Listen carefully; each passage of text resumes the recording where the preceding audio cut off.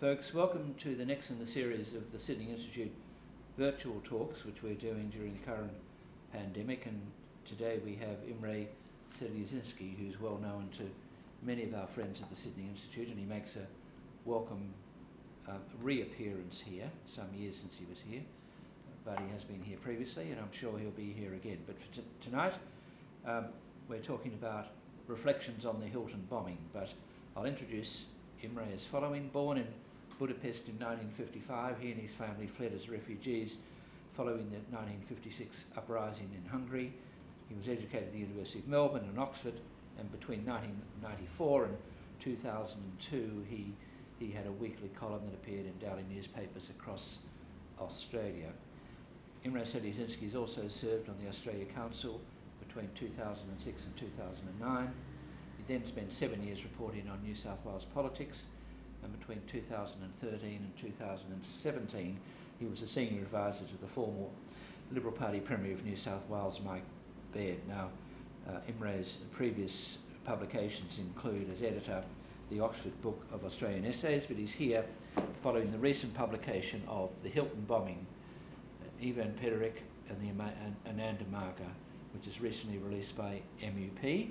And as I said, the topic for tonight is reflections on the Hilton bombing. Imre, you're very welcome.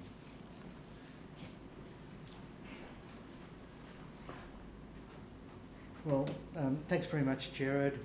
It's a great pleasure to be here at the Sydney Institute today. I'm sorry we couldn't proceed with a live event, although it saved the Sydney Institute considerable money that it would have had to spend on security to keep the crowds away from my talk. But in all seriousness, I hope everyone at your place is well, as thank God they're well at mine. Well, the Hilton bombing. The first thing to say about the Hilton bombing, of course, is that it's a mystery. Australia's most deadly terrorist attack is a mystery, a puzzle, locked inside an enigma. Fully 42 years on from this atrocity, we have no idea who perpetrated it and with what motive. What complete and utter bullshit. We know exactly who bombed the Hilton, and we know exactly why. Ivan Pederick, the subject of this biography, at the time a radicalised 22-year-old initiate of a Hindu-based religious cult called Ananda Marga, placed a bomb in a bin outside the Hilton, intending to assassinate the then Prime Minister of India, Maraji Desai, who was staying at the hotel. Now, how do we know this? How can we be so certain of this? Because of my forensic research over many years into the Hilton bombing? No, not for that reason at all. Rather, we know all of that because Ivan Pederick came forward in 1989 and confessed to the Hilton bombing, came forward of his own volition. He gave the police and later the courts a highly detailed account of how he'd become convinced that the assassination of Maraji Desai, although regrettable, was nevertheless necessary to secure the release from prison of Ananda Marga's founder and guru, P.R. Sarkar, from jail in India, where he was serving a long sentence for murder. Pederick then gave police and subsequently the courts a highly detailed account of all of the plotting that went up to the Hilton bombing and of his attempted execution of it. Really, the prepositions tell you the story. Ivan Pederick confessed to the Hilton bombing, was charged with the Hilton bombing, was convicted of the Hilton bombing, and went to jail for the Hilton bombing. And you know, the English language has a handy phrase to cover these kinds of circumstances. Case closed. 42 years on from the Hilton bombing, 23 years after being released from prison, Pederick is an Anglican priest in Perth, and he continues, this is important, to take full responsibility for the attack on the Hilton. He's avoided the media entirely, but on the occasion of the 40th anniversary of the bombing, 2 years ago, he authorised the Anglican diocesan office in Perth to respond to any inquiries with the following statement.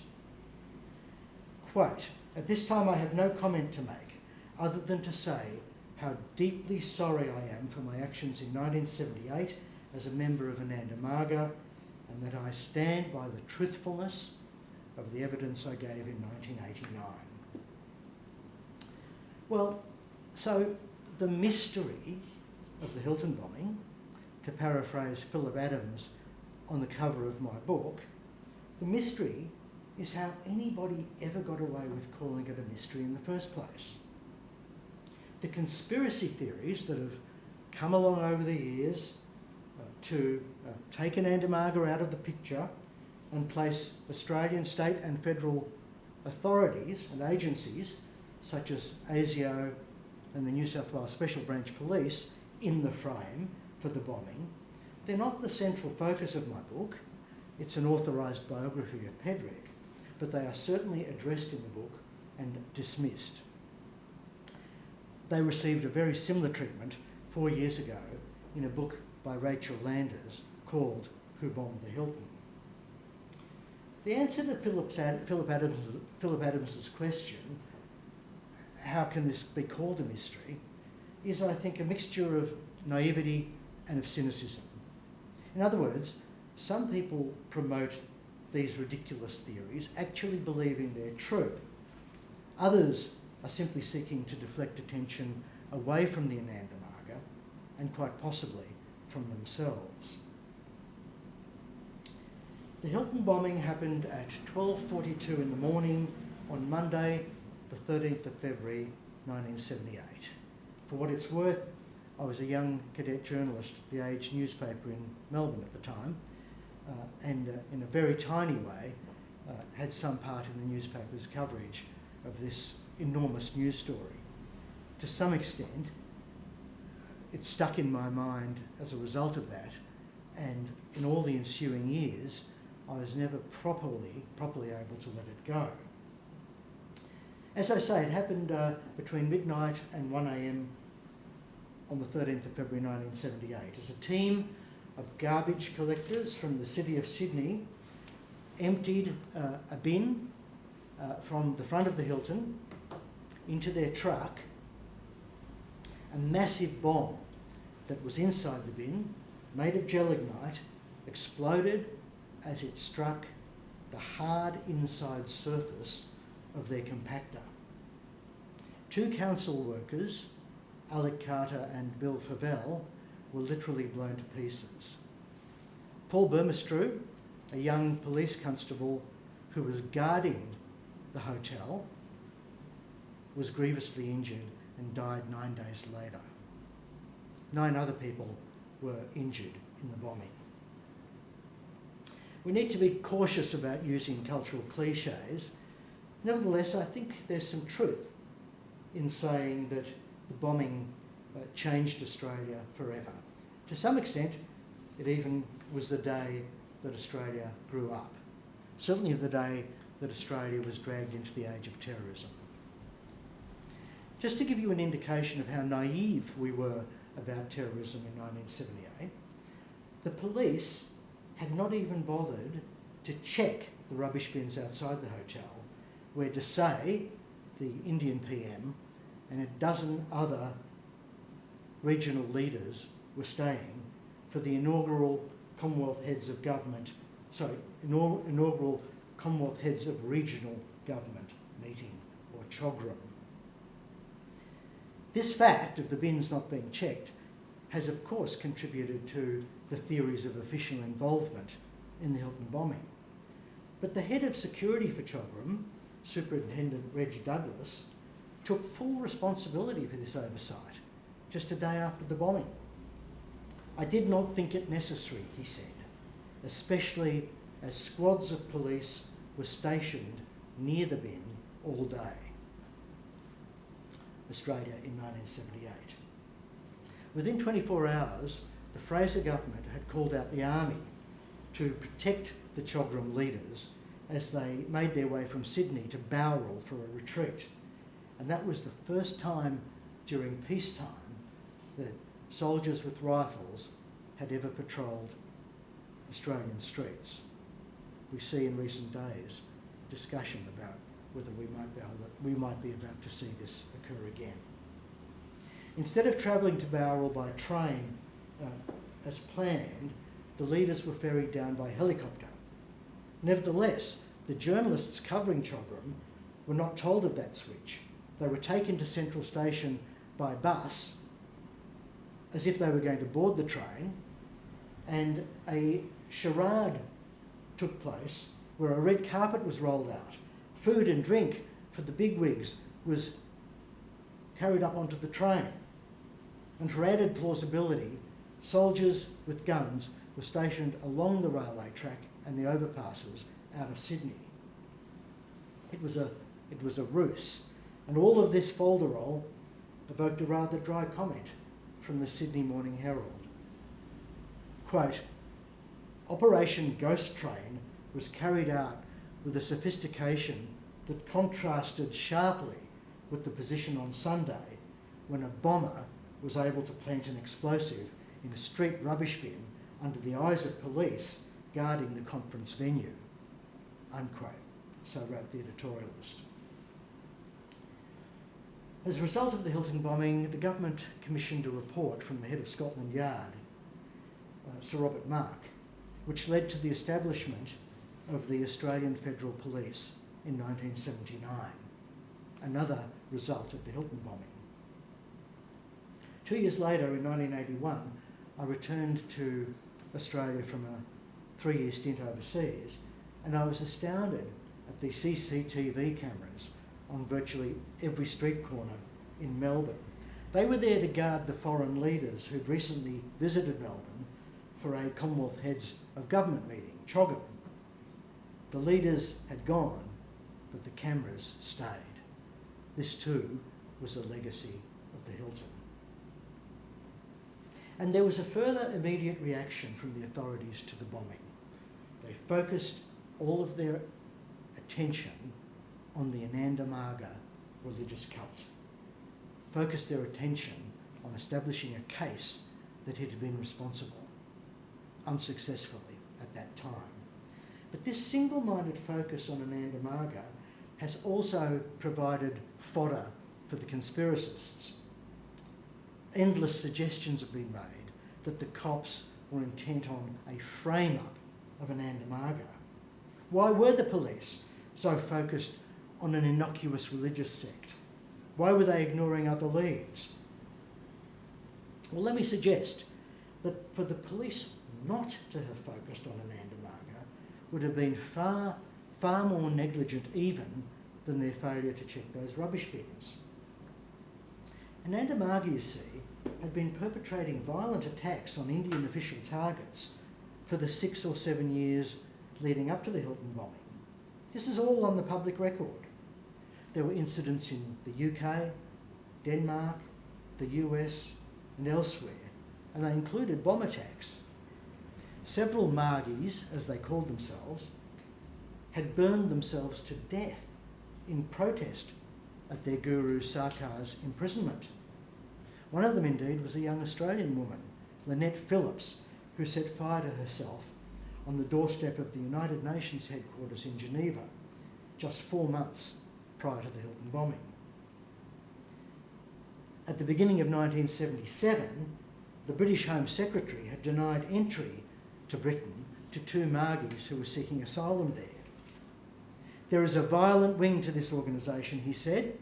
I do not believe that this country should be a haven for people who've engaged in violence of this nature, unquote. And now here is what those who want you to believe that Ananda Marga was framed really would prefer that we skip over.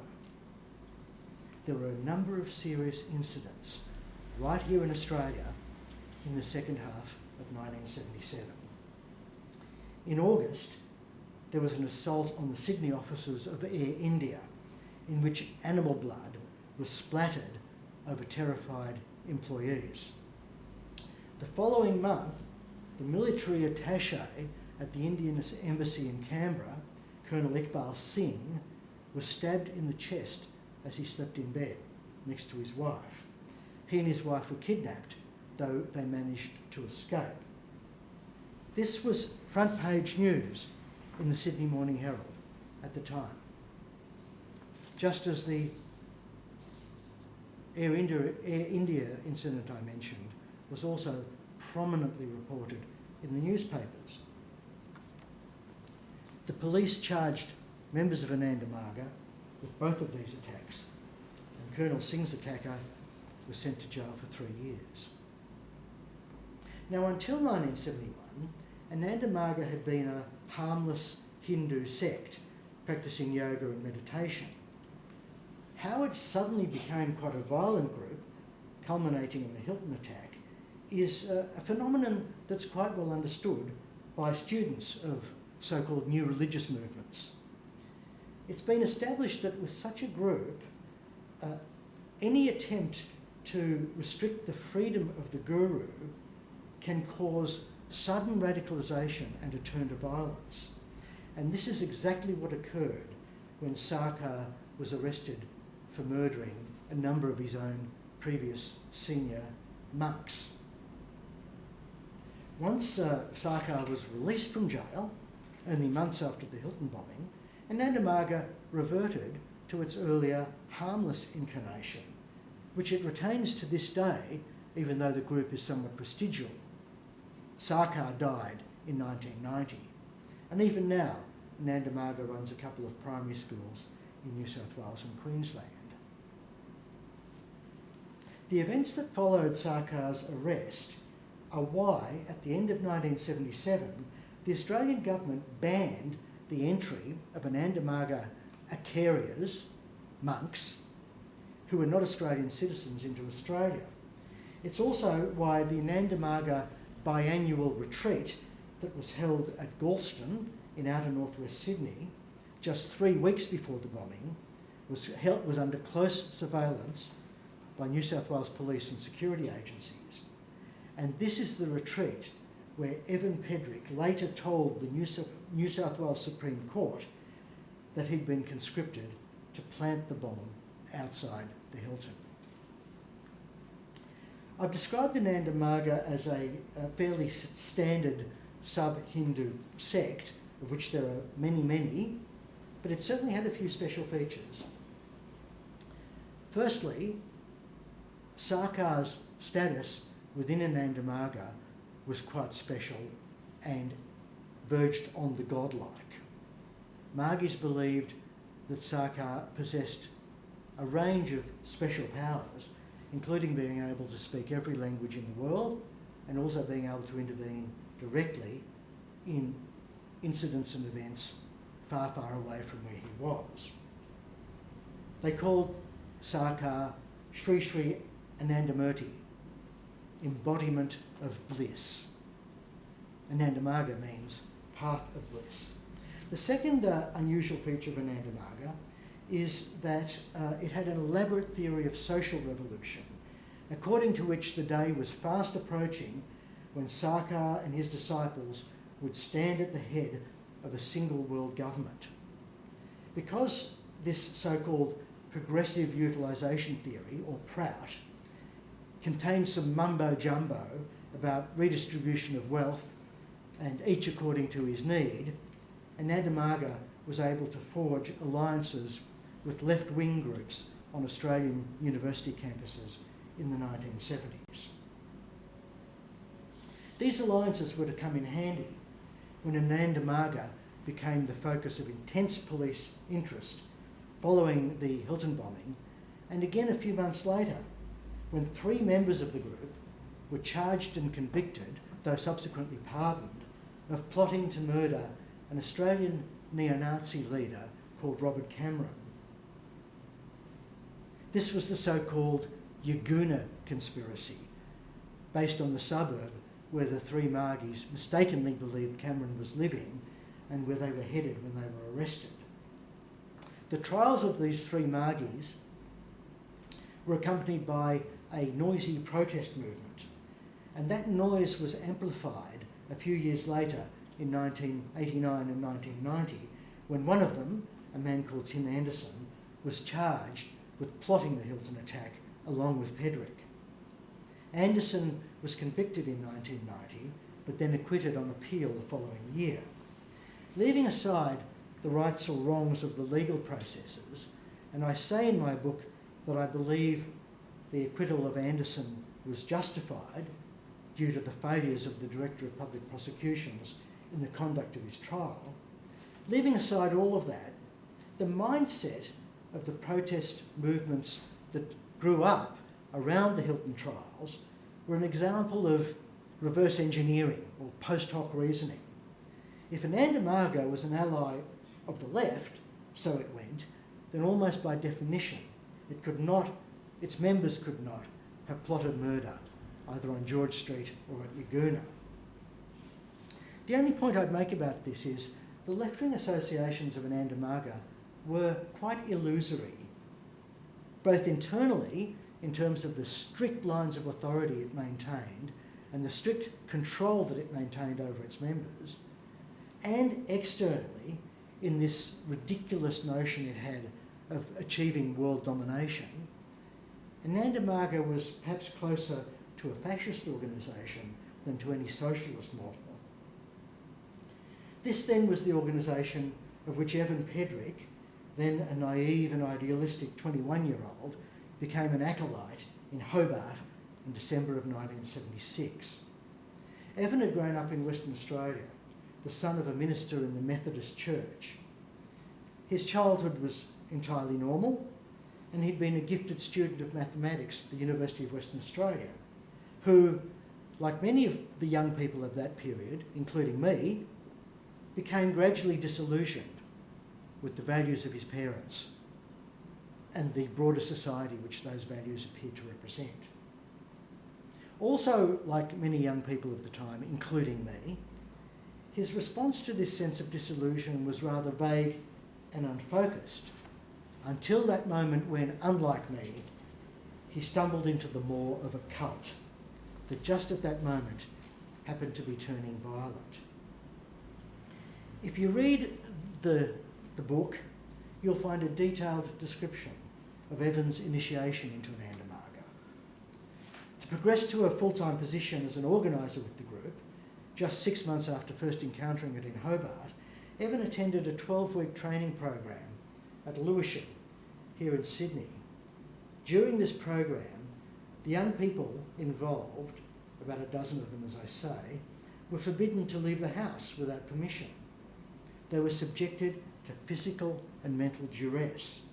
Every moment of their lives was subject to control and surveillance.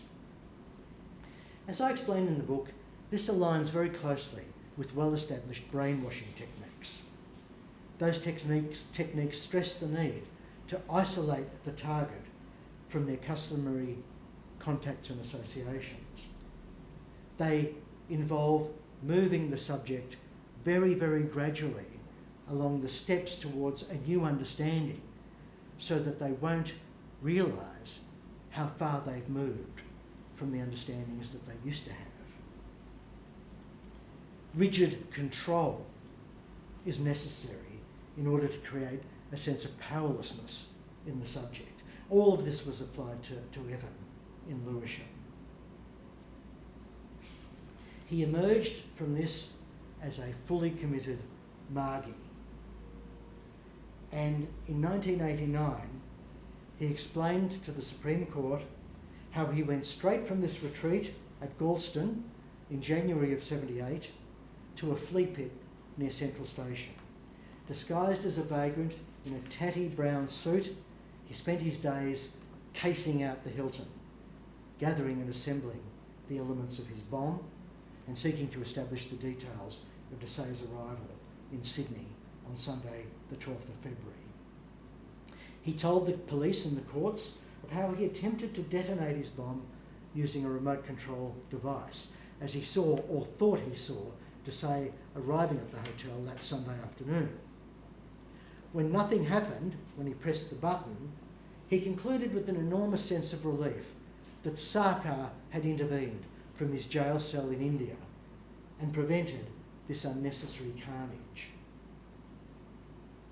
He set off to hitchhike back to Brisbane, where he was a full-time organiser with Ananda Marga. About 7 hours later, the team from City of Sydney arrived to empty the bins. In the years that I've been researching Evan's story, one fact has stood out for me perhaps more vividly than any other. If he'd achieved what he set out to do that Sunday afternoon on George Street, at least 100 people, including him, would have died. This would have been the most serious terrorist attack of the 1970s. Just briefly, a few reflections to close. Things I've been thinking about long after my book has gone to press, but not really resolved in my own mind. Firstly, just as I was struck by the innocence of Australia before the Hilton bombing, I was also struck by the kind of epochal divide that the rise of the internet marks in our cultural history. If the internet had been around in 1976, 77 and 78, I don't think the Hilton bombing could have happened. Evan, as he came through this initiation into Ananda Marga, he knew very little about Sarkar's imprisonment and the reasons for it, and he knew virtually nothing about the violent acts that were being perpetrated around the world by the group he was in. This sort of information silo is another prominent feature of the way brainwashing works.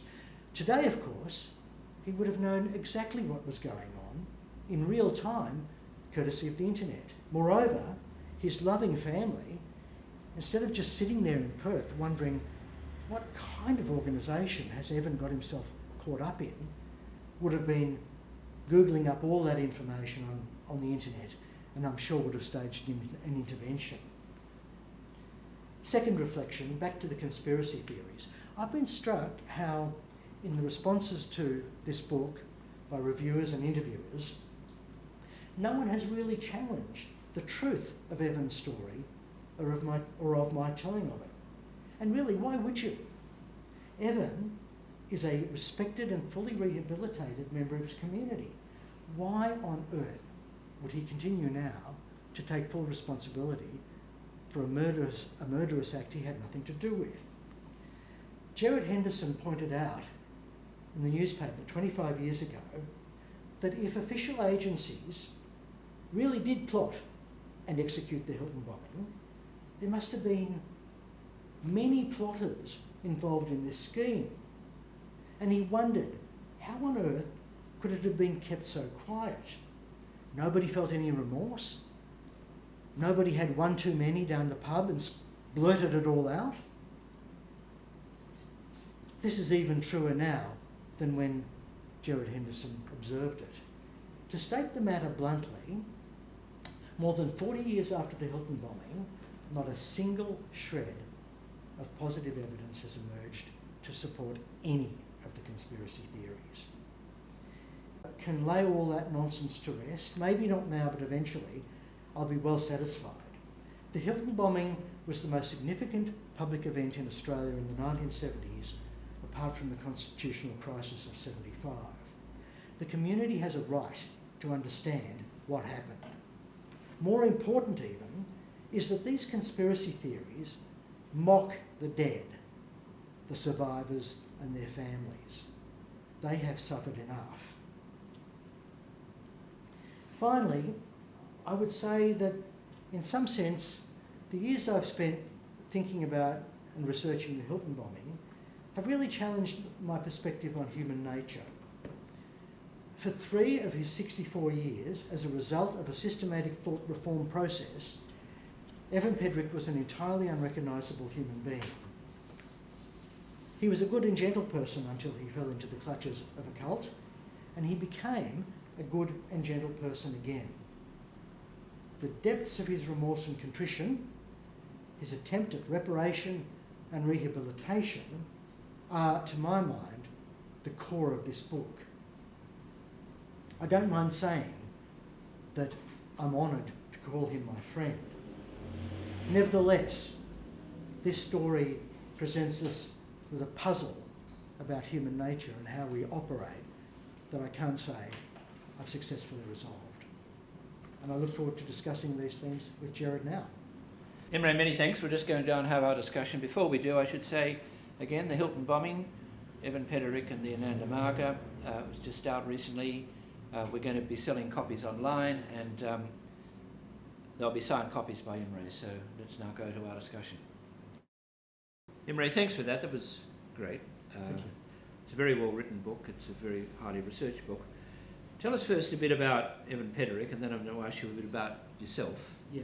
So you've covered some of that in your talk today, but he's a very bright young boy who goes to Wesley College in Perth. He wins a scholarship there, so he's obviously very able, and he does well at university initially, and then it all falls apart. So it's beginning to fall apart before he joins Ananda Marga. So what happened to him as a boy and then a young man before his calamitous departure into Ananda Marga? Interesting you ask, because so much of the answer to your question places Evan directly in the group of the type of young people of that period who students of cults have identified as particularly vulnerable to their attraction. Evan was the son of quite a prominent, not prominent, but successful Methodist minister who eventually came to lead the Methodists in West Australia just up to the point of their union into the Uniting Church.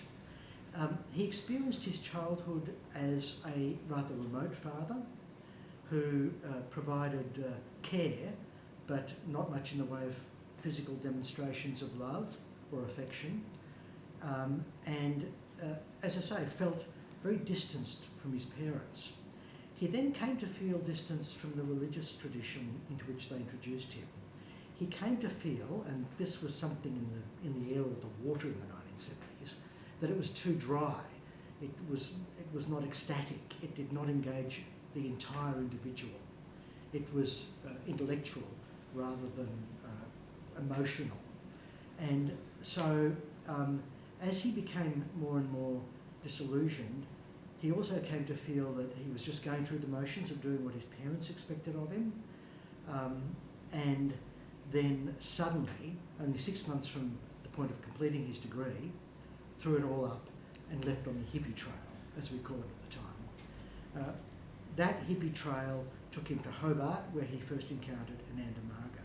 But like many young people of that time, he was already looking for some kind of spiritual answer to his woes. He wasn't depressed clinically. He certainly wasn't deranged, but he was unhappy, and he was looking for some kind of spiritual alternative to this dry as dust religion that he'd been brought up in. Now, studies of kids who fell into cults in the 1970s identified them as overwhelmingly from middle-class families, overwhelmingly as well-educated, and very, very frequently as experiencing their childhood home as emotionally distant or cold. So he meets every criterion, and then the critical thing is that the cult should present itself as an option to them at just the right moment. This is exactly what happened with Evan. You know, one thing that struck me on that note is none of this had to happen. It didn't have to be like this. Evan didn't have to hear about this Ananda Marga meditation evening just at the moment when he was most vulnerable to that kind of an approach. Ananda Marga didn't have to be lurching towards its violent phase just at the moment that he got involved. I suppose all historical researchers, and this is the first bit of historical research I've ever done, are struck by this at some point. all of the sliding doors, all of the moments when entirely different outcomes could have eventuated. But he was a very committed man because, as you know, not so much in Hobart, but particularly in Sydney, he lived a life of absolute penury. He had no money, he had virtually had no accommodation, he was almost homeless, he had little food, he lived in a very rigorous share house, where he was told what to do and how to live his life. So he's prepared to offer it all up. I think, Jared, he was one of those people who was looking for someone to tell him what to do, who was looking for someone to tell him how to live. I think he was looking for a new father who would perhaps provide more circumferential care and solace than his perceptions were of his own father. I think he was a naive 21-year-old, a young 21-year-old, who had never quite successfully completed his adolescence and gotten a separation from his parents. And Ananda Marga provided the avenue for that. And you know, when you think about what it's like for a young man of that age to become involved in a group like that, you can see that some of the satisfactions are quite instinctual and infantile. Suddenly, as I say, every moment of your day is being dictated to you. You're being taught a new language, in this case Sanskrit. You're being toilet trained again. Margi's had different rituals for everything, including going to the toilet, including yawning, including shaking hands, just as we are now. And some of these satisfactions strike me as providing a kind of return to infancy for the subject of the cult. Now tell us a bit about yourself, because I think you're about the same age as Evan, right? Correct. And you're a bit of an angry young man in your time, because some years ago I discovered a clipping of a letter you wrote to the Melbourne Age around the time of the dismissal of the Whitlam government, where, as I recall, you were advocating riots in the streets, turning over, and the burning of cars. Maybe, yeah. Yes, maybe. I think so. So you were pretty angry, but you went in a different way. Yeah. The fact that Evan and I are so close in age, in many ways facilitated the book, because it gave me, I think, a better understanding of what he had gone through, and it also, I think, allowed us to communicate with each other more easily than if it hadn't been there. I also fell into the radical counterculture, but unlike Evan, I took, as you say, a more kind of ratbaggy political route, never terribly seriously. I was more of a student journo than a student agitator, whereas he took this utterly different religious path. I think I was probably too cynical even then to fall into the clutches of a guru. But as I've studied his story, I've seen just how this might have happened to me or some of my friends, given the tenor of the times, and also that it was the great age for cult startups. And there were certainly plenty of them around in the late 1970s. Now, I took an entirely different path into academia and graduate study, then eventually back to journalism. But as I said in my remarks before, I could never get the story of the Hilton Bombing out of my head. And when the internet did come along and I saw that Evan Pederick had been released from jail, was a priest in Perth, that struck me as so interesting that, as we say these days, I reached out to him. You reached out, yeah. When I knew I was heading over to Perth for some work. He, for some reason, accepted my invitation for lunch, and I think partly because we'd grown up in parallel, we were able to speak to each other pretty freely on a whole range of subjects right from the get-go. Well, I think you said here in your talk today that you had some problems with your own parents. Is that right? But you'd come from Hungary as a young boy. I've read you've written a bit about your life and how you settled here. But that didn't last that long with your parents, did it? You were sort of alienated from the home. I wouldn't say that, but like so many young people in the late 70s, I came to feel that they were bourgeois, that their minds were somewhat closed to change and to progress. All of this entirely unfair, of course, given what they'd gone through and the extraordinary difficulties they'd faced in order to give my sisters and me a good life in Australia. But, Gerard, let me stress, I was a pretty garden variety student lefty, and my relationship with my parents survived and was always nurturing and strong. Evans was ruptured by his entry into Ananda Marga. And, you know, a constant theme of the book, and something I was fascinated by, was to think of these poor people over in Perth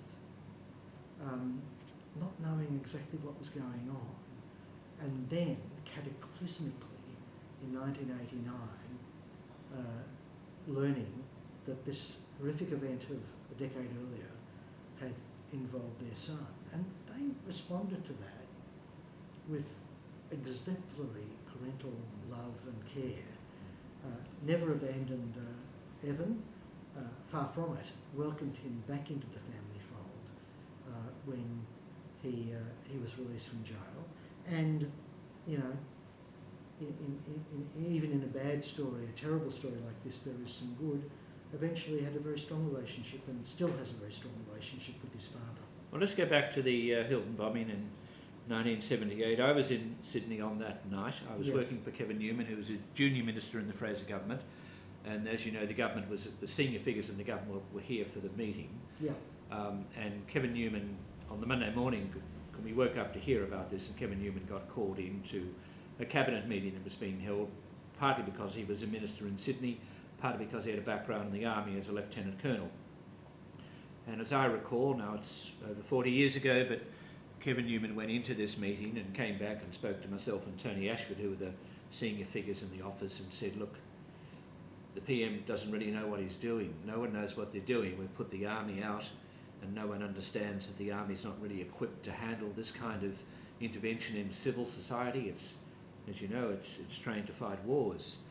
But on the other hand, Kevin conceded that he didn't know what else you would do. So what happened around the time of that meeting? Because to put the army on the Tuesday on the railway lines between here and Bowral, when they had absolutely no training in policing, was a very radical step. On the other hand, I suppose, what else do you do? So what did you find about the reaction of Prime Minister Fraser, Foreign Minister Peacock, who was here as well? How do you think? How do you see their response to this? Yeah, it attracted, predictably, criticism at the time, including from the left, just as I expect it would attract today, if, as has been mooted in some quarters, we end up in that kind of a spot again. I think that the handling of the aftermath of the bombing, particularly by the police and also by the government, was fairly inept, or it wouldn't have taken, clearly, Evan to come forward a decade or more later, or almost a decade later, I should say, to confess. I don't tell this story in my book, but Fraser himself was a witness at one of the trials that followed Evan's confession, and he was a poor he was a poor witness. He was asked about whether he'd held a private meeting with Desai down at Kirribilli House on the Sunday afternoon. And he testified that he was sure that hadn't happened because it would have been quite discourteous to expect a foreign dignitary visiting Australia to leave the hotel and attend a private meeting so soon after the exhausting trip from India. Documents were then produced which showed definitively that this meeting had taken place, and I have to say Fraser came across somewhat as the sort of rather windy, slightly pompous character that many remember him Well, as. when he addressed the Sydney Institute about a decade ago, some years before he died, I put it to him because he was criticising John Howard's response to 9/11. Yeah. And I put it to him what he had done in 1978, and I didn't disapprove of what he'd done. I understood what he'd done, and I understood why he'd done it. Yeah. So I was happy to defend his actions, but he wasn't. He virtually denied that he'd ever done this. Yeah. Like, army on the streets, couldn't happen. Yeah, of course. So there you go. So let's talk a bit about the conspiracy, because in your book you mentioned this program Conspiracy. Yes. It's on the ABC. Surprise, surprise, and it's in the series that are called True Stories. Yes. No irony. Yeah. But it's not a true story, and it's directed by Daryl Delora, and there's commentary by Jenny Hocking, who's quite big on conspiracy theories, I think. Right. Okay. All the way to the dismissal and the alleged role of Bucking and Pellis in that. But I just wonder how people intelligent like Mr. Delora and Ms. Hocking can get into a situation where they virtually, not completely, ignore that someone's admitted to these murders and seek to blame either New South Wales Police and or ASIO for all sorts of reasons that don't really make any sense and without a shred of evidence. Yeah. Well, let's say first that Evans often confused memories of what happened on that Sunday after he came forward in '89, provided considerable basis for some scepticism or cynicism towards elements of what he was saying. Those confusions are pretty clearly the result of the fact that at the time he was trying to detonate a bomb on George Street, Evan was in a state of near hysteria and panic. When you think about it like that, it's hardly surprising, and in fact psychologists have said again and again that you are likely to experience significant dislocations of memory when the circumstances surrounding what you're trying to remember are highly traumatic. That said, the documentary of which you speak is an extremely well-made concoction of nonsense. And as you say, how could you, in a 1-hour documentary, devote less than 2 minutes to the man who, I'll repeat my prepositions, was confessed to, convicted of, jailed for, and so on. In fact, the documentary doesn't even mention that at the time it was broadcast on the ABC, Evans in jail for the Hilton bombing. Dr. Hocking suggests that the Hilton bombing may have been a training exercise gone wrong. In other words, an Australian government security agency, probably ASIO, had placed gelignite in the bin with a view to heroically discovering it before it could cause any damage, and on that basis reinforcing its usefulness to the Australian community and its claims to continued funding increases. So let's just think about that one for a moment. I mean, think about the meeting at ASIO where some bright young spark comes up, oh, I know, we'll put a bomb in the Hilton outside the hotel when the leaders are here. We'll make sure it's discovered, and imagine how good we'll look. But hang on, the bomb won't be able to go off, will it? Oh, well, look, no, I will put a live detonator in the bin along with the bomb, just to make it look even more realistic. But we'll make sure that it's discovered. They then do this, and instead of guarding that bin for the 48 hours up to its explosion, and this is documented, they let every passerby who wants to come over, stuff it with rubbish, stick things into it, sit on it. One character at a demonstration unrelated to Desai but against Piggy Muldoon, who was also staying there. He was a New Zealand leader, right? New Zealand PM.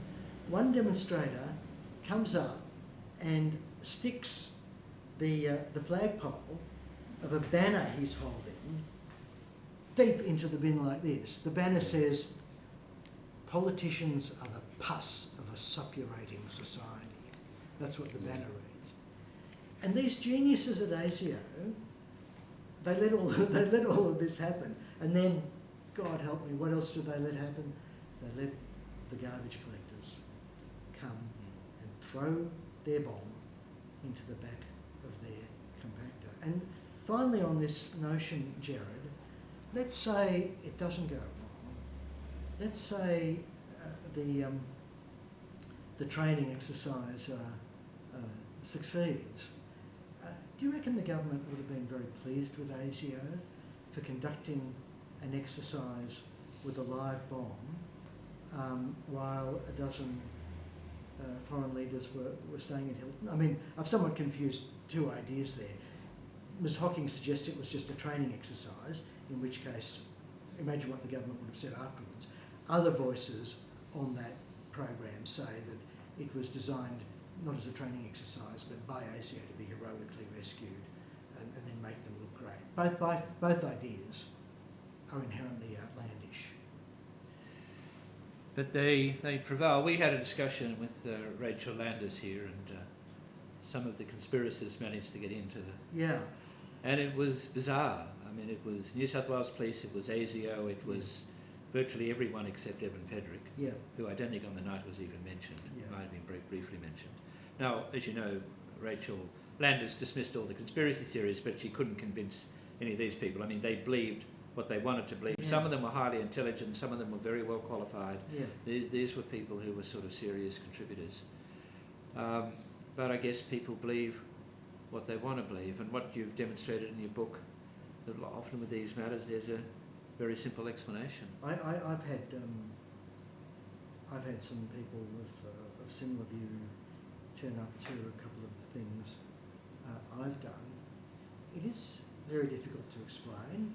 Often the sort of people we're talking about have lived a relatively sheltered life, and I would include universities in this description, because I think often they have a very naive view of human nature and how things really happen, how organisations think, also how we behave. I'll go back to what I said during the talk.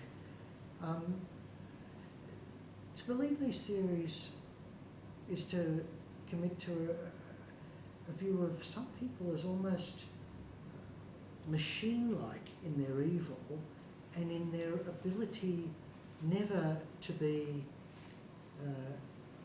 discomforted by their own conscience or their own guilt.